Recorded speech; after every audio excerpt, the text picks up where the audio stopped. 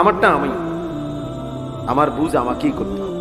ইকরা কিতাবাক, আল্লাহ তাআলা বলবেন বান্দা তোমার আমলনামা তুমিই পড়ো।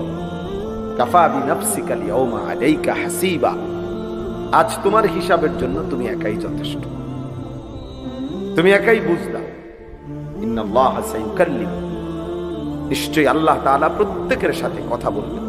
নবীজি বলছেন একজন একজন, এতটা একজন যে নবীজি বলছেন লাইসা বাইনাহু ওয়া বাইনাহু তারজুমান, আল্লাহর মাঝে আর বান্দার মাঝে একজন ফেরেশতাও থাকবে, ফেরেশতাও থাকবে, তারজুমান থাকবে না, মানে দোভাষী না, কেউ শুধুই আল্লাহ, শুধুই বান্দা, একাকী আল্লাহর মুখোমুখি। আল্লাহ তাআলা জিজ্ঞেস করবেন, আমাদেরকে উত্তর দিতে হবে। লিমা ফাআলতা হাযা লিমা তারাকতা, আল্লাহ তাআলা আমলনামা দেখিয়ে জিজ্ঞেস করবেন, বান্দা এটা কেন করলে, এটা কেন ছাড়লে, এটা করছিলা কেন, এটা ছাড়ছিলা কেন। সুম্মা লা তুসআলুন্না ইয়াওমাইদিন আনিন নাঈম, আল্লাহ তাআলা বলেন আমার দেওয়ার সমস্ত নিয়ামত আমি সেদিন জিজ্ঞেস করব।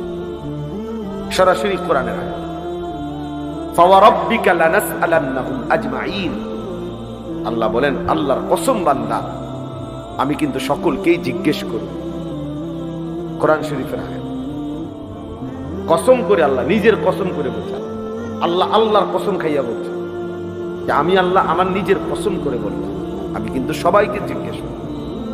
ইন্নাস সামআ ওয়াল বাসারা ওয়াল ফুআদা কুল্লু উলাইকা কানা আনহু মাসউলা, আল্লাহ বলছে নিশ্চয়ই কান, চোখ এবং অন্তর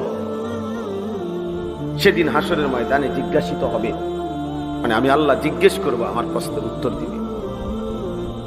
এজন্য দোস্ত, ওই অমুকের সাথে তমুকের সাথে সম্পর্ক, তিনি আমার জন্য সব তরায় দিবেন, ভাসাইয়া দিবেন না ভাইয়া, এটা না। আপনাকে হিসাব দিতে হবে, আপনাকে একাকী কষ্টের উত্তর দিতে হবে, আপনাকে একাকী আল্লাহ তাআলার মুখোমুখি হইতে হবে। সুপারিশ মানে নাজাত না,